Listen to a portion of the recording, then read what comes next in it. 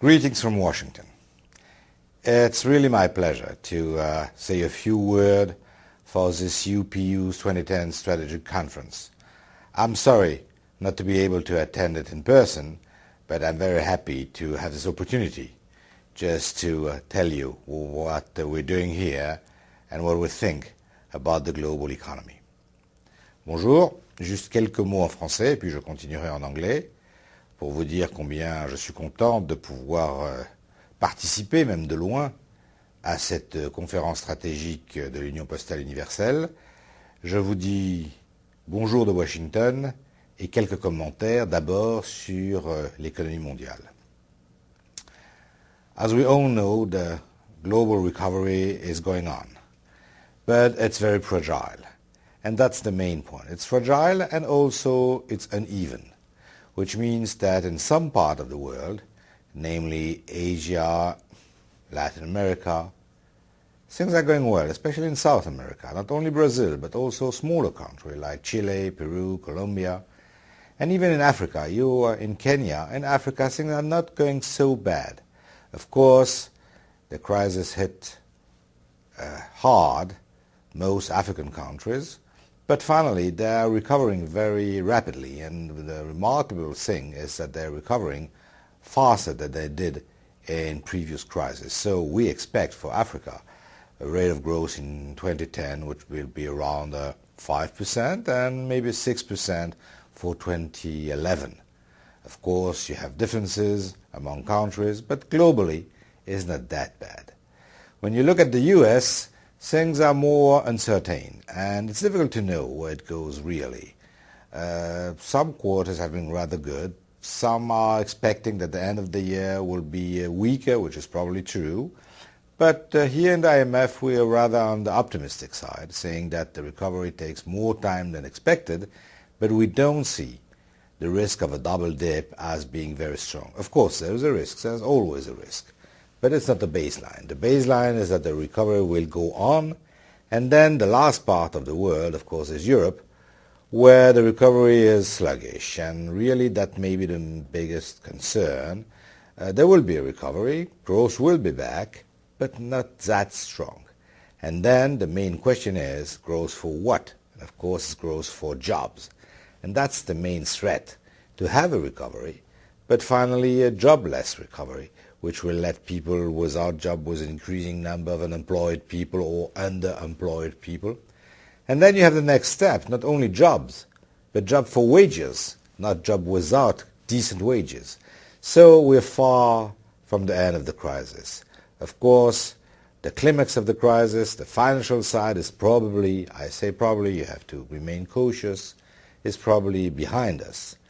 But the crisis won't be over before unemployment decreases almost everywhere, before millions will have a new decent job, before we'll be able to look forward with hope. And it's not still the case. So we have to take care. That's the global view we have, but of course we may have more specific view on different sectors, and especially the financial sector. In the financial sector, which was at the root of this crisis, because as everybody knows, the crisis originated in the housing sector in the US, and then after had some feedback on the banking sector, back on the real economy, and that the linkages between the real economy and the financial sector is finally at the core of this crisis. In the financial sector, a lot has been done to try to fix the problem which were at the root of this crisis.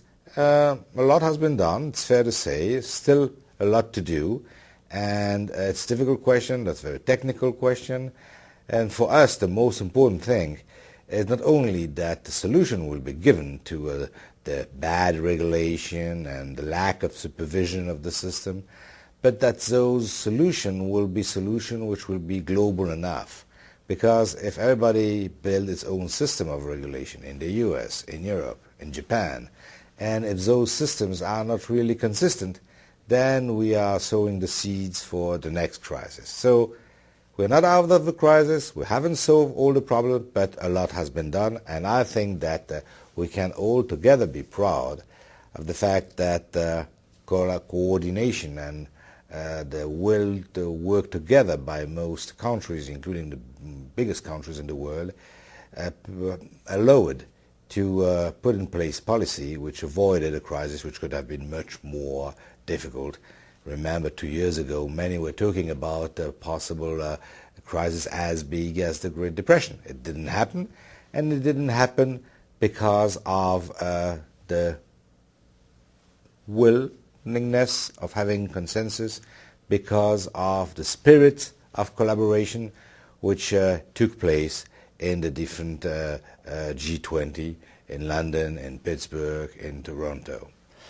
And if I say this, it's because coordination, working together, is exactly the spirit of multilateral institutions like the UPU or like the IMF.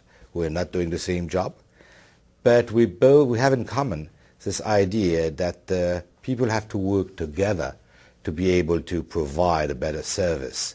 In your domain, it was the Postal service at the beginning. It's much more than that today. In our field, it's the question of providing economic stability and also financial stability. It's not the same thing at all. But in both cases, it's the fact that when countries are working together, they can do better than if they're working alone. The topic today has to do with financial services. And those financial services are really important. They're really important because they help mobilizing savings in the countries, and saving is absolutely necessary for investment, especially in developing countries. It's also the way of financing small enterprises and small investment, and for this you need very inclusive financial services, and inclusive financial services is also a way to allow in developing countries remittances to work well. And how to have this inclusive financial services is not that easy, because of course the commercial banks try to do it following what has been done by a microcredit institution in the past, but of course it's profit institution, which has nothing wrong with it, but may not be totally appropriate for some part of the world where you need to include more and more people in the financial services, people having very small resources. And then public service, like the Postal institution, may be the right thing to do, maybe the right one. That has been recognized by the G20. And that's why it's so important to develop postal services in many countries where most of the biggest part of the population has small income, small little wealth, and need absolutely to be protected because that's the only thing they have. So it's very interesting to see how much in most countries the postal services have developed themselves, providing everywhere and to the farthest part of the country services that were not available before. At the same time, it supports the international trade because we all know that the development for those countries relies a lot on increasing trade, increasing export. Exports have this incredible capacity to unleash productivity gains and growth. And to have trade, you need to have, of course, connection that you provide. Finally, what you provide is the link between people. That's probably the reason why your institution is one of the first institutions. I heard it was the second oldest international organization because it provides something which is so essential, which is the link between the countries, the link between the people. So some may believe that the postal services belong to the past. Of course, they're totally wrong. Postal services have been able to adapt to the new world, to provide new services, not only in the financial sector, but also new kind of communication between the people. And myself, when I want to send something from Washington to my fellow citizen in France, for instance, I use the service which has been put in place almost 2 centuries ago, which is this interconnection between the different postal services in the different countries.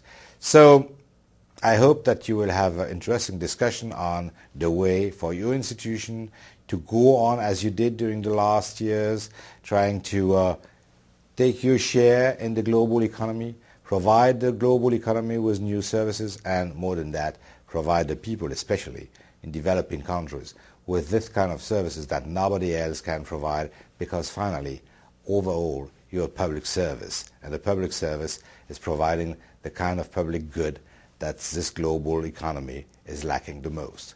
I wish you all the best for your discussion. I would have been happy to be with you and take part of the discussion. Unfortunately, I can't have time to do it, but maybe once I will be able to attend your meeting, and if you invite me again, I'll try to do it. Have good discussion.